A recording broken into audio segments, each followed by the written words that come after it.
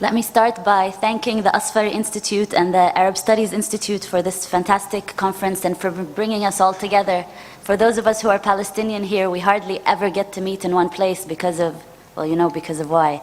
And I wanted to thank Rania so much, and Ili and Hala, for all their amazing organizing, and all the working staff at the hotel for making sure that everything is running and working for us in sometimes difficult circumstances.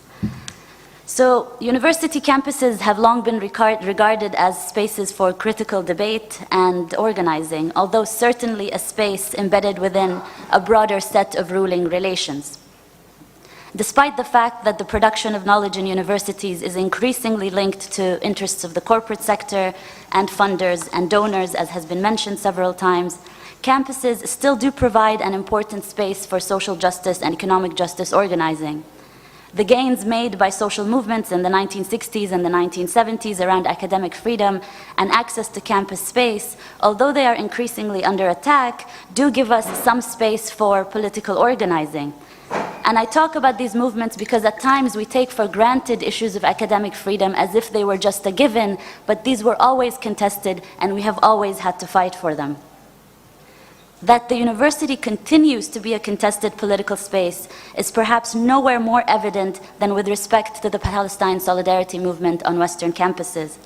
This is most sharply felt in the attacks on campus-based Palestine Solidarity organizations like Students for Justice in Palestine, Students Against Israeli Apartheid, and Students for Palestinian Human Rights. Now, in the broader North America, slower? Okay, sorry. In the broader North American context, enormous resources have been marshaled in an attempt to silence criticism of Israel in the academy, usually taking the form of harassing professors seen to be pro-Palestinian and student activists. I don't need to say much about this. A few of those professors are here with us in this room and have had their own battles to go through. Although such harassment campaigns have always existed, they vastly intensified under the rubric of the war on terror, as pundits played on the new nationalist fervor inflected with anti-Arab and anti-Muslim racism. In Canada specifically, where I'll be speaking about today, a very organized silencing campaign has been ongoing for some time. And people are usually surprised because Canada has this image of being the multicultural liberal hub. People think the situation in the US is actually worse, but it's much worse off in Canada. Student activists have noted discrimination in terms of access to space and increased bureaucratic hurdles to Palestine-related events, as well as direct administration contact and coordination with Zionist organizations to make sure that events are canceled. The silencing campaign has included attempts to actually ban the term Israeli Apartheid from campuses, like happened at McMaster University. They literally wanted students not to utter the words together. It included the banning of Israeli Apartheid Week posters in 4 campuses in 2009, and this is the poster that I'm speaking about that was banned. There are ongoing attempts to ban Israeli Apartheid Week altogether, and motions in the Ontario legislature condemning the event. Quite recently, we also had a motion in the Canadian Parliament condemning the boycott, divestment, and sanctions movement in its entirety. Now, this paper focuses on the silencing campaign mounted during Israeli Apartheid Week initiative. I have only chosen Israeli Apartheid Week, though, as an illustration of the silencing campaign, not the totality of the silencing campaign by any stretch of the imagination. So I want to start out by briefly sketching out what Israeli Apartheid Week is and its importance on university campuses. I will map some of the silencing discourses and measures that have taken place against the week. And I want to argue that there is a set of overlapping discourses and procedural strategies aimed at silencing pro-Palestinian advocacy and closing down space in the very physical sense and in the abstract sense for thought. There, of course, comes the usual accusations that most pro-Palestinian advocates are familiar with, accusations of anti-Semitism, that you are signaling out Israel, and that you lack balance. But in the Canadian context at least, and I think in the US as well, there's another set of language that gets used to silence Palestine activism, and it is discourses that are shrouded in the language of anti-racism, actually, where multicultural terminology of diversity and civility gets used in order to shut down debate. What I'm going to speak about now is actually based on around 2 years of research where I mapped out all of the public speeches by Canadian university administrators, Canadian public officials, as well as Zionist organizations, all of their public statements, the parliamentary debates and discussions, statements in mainstream media, as well as freedom of information requests that we made to universities to be able to receive the confidential information that were going between Zionist organizations and university staff. I won't be able to speak about this huge mountain of information that myself and many students worked to put together. I will just try to use some of it to illustrate the arguments that were made. So to begin with, what is Israeli Apartheid Week? Quite simply, it started off as a week of activities. Lebanon had to go further than all of us and make it a month of activities, and I know some of the organizers are here. And it basically comprises lectures, film screenings, social events, mounting an apartheid wall, cultural activities, put on by students in a growing number of places around the world. It started off at the University of Toronto under the auspices of the Arab Students Collective, and then grew internationally from there. IAW seeks to insert a Palestinian-centered narrative and acts as a counter-history against what authors Abu Lughod and Saadi have described as the thundering story of Zionism. Now, politically, what is Israeli Apartheid Week about? It came at a very specific time when the Second Intifada had began. The anti-war movement against the war in Iraq was ongoing. There were a lot of Palestine contingents and a lot of anger about what was happening in the occupied Palestinian territories and was spreading to all of historical Palestine. But those of us who were refugees outside of Palestine had been shut out by the Oslo peace process. So very largely, the week began by students who were refugees in exile to say that the Oslo paradigm was not working for the majority of the Palestinian people, to set out a settler colonial analysis of Israel and reclaim that history of looking at Israel as a settler colonial regime. But also very importantly, it was to reinsert the struggle for Palestinian freedom and justice in broader struggles for social and economic justice, and in the Canadian context, specifically indigenous rights as well, because we were operating in a settler colony ourselves. So we needed to make sure that we were building that solidarity in the space that we existed. It was also a claim that knowledge production on universities does not only happen inside the classroom. If you look at most of the curricula, and I'm very happy that Rabab is going to be speaking about the curricula, they're very limited in terms of the Palestine education that we receive. So we wanted to assert that as students that operate inside campuses, knowledge production also happens outside. And I know there were lots of claims today, that students are students and they operate in the classroom and you learn in the classroom. We wanted to break that paradigm. When students are on the picket line or on a demonstration, that is actually also learning. But that movement also can produce analysis for and by movements. So although we were engaging with scholars, it was about activists themselves being able to put forward an analysis and develop it in a sophisticated way. And finally, in terms of Palestine solidarity organizing, Israeli Apartheid Week was coming at a time where the Oslo Accords had decimated the structures of the Palestine solidarity movement and the Palestinian national movement.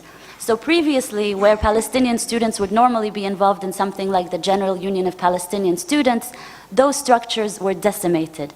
So it acted as a very important space for us to learn how to organize, from the basic things of how do you put on an event, how do you communicate, how do you organize fundraising. And it was very funny that some of the accusations in the first year of Apartheid Week was that it was funded by Gaddafi or the Saudi regime, and the usual accusations. It was funded by a bake sale of very bad manaish that a few of us had actually made. So to go into the silencing discourses, I've divided them into soft and hard approaches. But it's important to note that those two approaches are not actually in opposition to each other. These are the silencing discourses from Zionist organizations. But they act to actually reinforce one another very organically. The end goal is always to shut down Palestine organizing. The soft approach involves claims that Israeli Apartheid Week does not support debate and the fostering of peace in the region, but rather demonizes one side. This approach loves to advocate dialogue groups and joint events and interreligious dialogue. Already they want to take the issue away from the fact that it's an anti-colonial struggle as if it's a religious struggle. The hard approach works much more directly to ban the week and organize counter-events to the week. The soft approach camp argues that ignoring the week is the best way to move forward, and instead they opt for organizing counter-events that highlight so-called positive aspects of Israel. The softer approach emphasizes targeting any IAW support that might be garnered from other institutions. So if any gender studies center or any other center dares to support or endorse Apartheid Week, they will then attack them. They won't attack Israeli Apartheid Week directly. Under the logic of the soft approach, just to give you one example, which I found quite hilarious, they created a computer game called The Peacemaker and displayed it on every single university campus across Canada. The Peacemaker was a game where you can choose to be an Israeli or a Palestinian, and you both make concessions and decide how peace is going to be achieved. One of the concessions on the Palestinian side was if you can give up the right of return. I didn't play the game. In 2010, the soft approach created their highest budget campaign yet. It was an advertising campaign titled "Size Doesn't Matter." This was them trying to be hip and attract students in the most absurdly gendered way, where a Canadian woman would speak to her Israeli partner and say, "Size doesn't matter," and he would point to the state of Israel. The innuendo was quite clear, and it didn't catch on with students whatsoever. Now, on the other hand, the hard approach is much more direct, with advocates making calls to ban Israeli Apartheid Week and speaking directly to university administrators and having meetings with them, and organizing confrontational counter-events. For example, in 2008, the Simon Wiesenthal Center, in partnership with Betar Tegar, organized a series of lectures called No Radical Islam Week. In 2008, pro-Israel activists countered Israeli Apartheid Week with Islamic State Apartheid Week. This was before Daesh ever existed. They were predicting something there. The problem with this approach is that it alienated so many Muslim students on campus who would previously never think of organizing with Israeli Apartheid Week, who saw all the Islamophobia inherent in these events and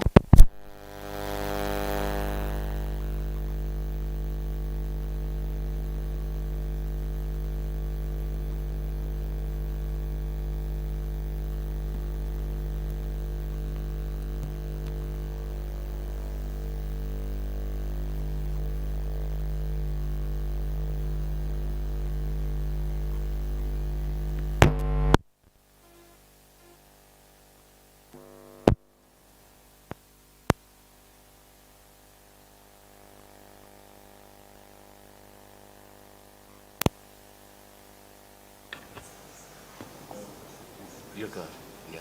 my sincere apologies to all the wonderful translators. I apologize for speaking the way I speak. So this was the reaction of Zionist organizations to Israeli Apartheid Week. But then you also had university administrators. The university administrators started by introducing student codes of conduct, or harnessing and working students' codes of conduct in certain ways to make sure that procedures were stricter regarding the use of campus space, introducing these policies that seemed neutral on the surface, but the intention of them was very much to make sure that there was no more Palestine student organizing. For example, there was the temporary use of university space policy procedures, TUUSP, in 2004 at York University. This required an assessment of high-profile controversial, or high-risk external speakers. Under this assessment, the Palestine Solidarity Group on campus was supposed to pay for 10 police officers when Norman Finkelstein came on university campus to speak. And this was supposed to come from the budget of the group itself. Now, what this assessment was, no one actually knew. We were not given the procedures, we didn't know what they were assessing them for. All we knew was that these assessments were ongoing. A lot of the organizing happened through the OPIRG, the Ontario Public Interest Research Group. So we started putting on applications for events, multiple events on many different topics. Venezuela, Bolivia, human rights, child labor, any topic you could imagine. And what ended up happening, the only ones that would be checked, the only controversial ones that would come back to us were the Palestine events, where we would have to have assessments of the speakers. One of the ways this was fought was that there was a refusal to pay a 5,000 Canadian dollar fee when Tariq Ali was supposed to come and speak about Palestine at the university campus. And then we took the procedure forward in order to fight it and continued not to pay for these fees. And that was sort of one way of contesting these mechanisms. So the charging of security fees, making sure that these assessments were happening continued and continues to this day, and we keep fighting it. But there was another measure as well, where university administrators kept talking about how spaces were being monitored. So on one hand, they would say, we're not going to shut down the week, there's freedom of expression, it's not our job to do so, but we are going to very much be monitoring. And they used the language of monitoring these events for hate speech or other types of behavior. For example, one of them said, we assured Hillel that any hateful or anti-Semitic statements expressed by the organizers of Israeli Apartheid Week or their guests would be dealt with according to the University Code of Conduct. In one of the Freedom of Information requests that we dug out, the university administration had already coordinated with a Zionist organization how they were going to cancel an event even before the students had put in their request for getting the event space. All of this, of course, is shrouded in the discourse of civil discourses, civility, and making sure there's comfort on university campuses. Canadian officials also jumped onto the fray of attacking Israeli Apartheid Week, and in 2008, 2009, we started to see them coming out with public condemnations. Someone like Minister Jason Kenney, who was the Minister of Multiculturalism, said, Israeli Apartheid Week, it is disconcerting that university student groups would promote these gatherings in a manner that demonstrates a complete disregard for the safety and security of Jewish students and professors and the general well-being of campus life. I call on all Canadians to reject anti-Semitism. This was coming from a minister. And I'll just briefly go through the different kinds of discourses that they went through. That you are signaling out Israel, that you are anti-Semitic, that IAW goes against the values of diversity, civility, and respectful dialogue, that Israeli Apartheid Week goes against safety, inclusivity, and comfort, that it lacks in balance, and one of my favorites was that Canada and Israel share a set of common values, values of democracy and women's rights. And I want to highlight just a brief quote from Sherry DeNovo from the New Democratic Party while they were debating the condemnation of Israeli Apartheid Week in the Ontario legislature. I just want to quote this because of the layering of Islamophobia, Orientalism. Anyway, you'll see from the quote. It was interesting that one of the Muslims, a well-respected one, and I won't drag his name out in this debate, said that Israel is one of the few places, the only real democracy in the Middle East.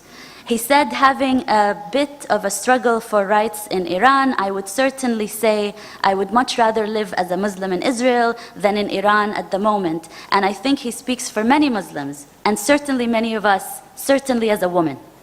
So she had to put the woman part in there just so she covers all aspects of how racism works.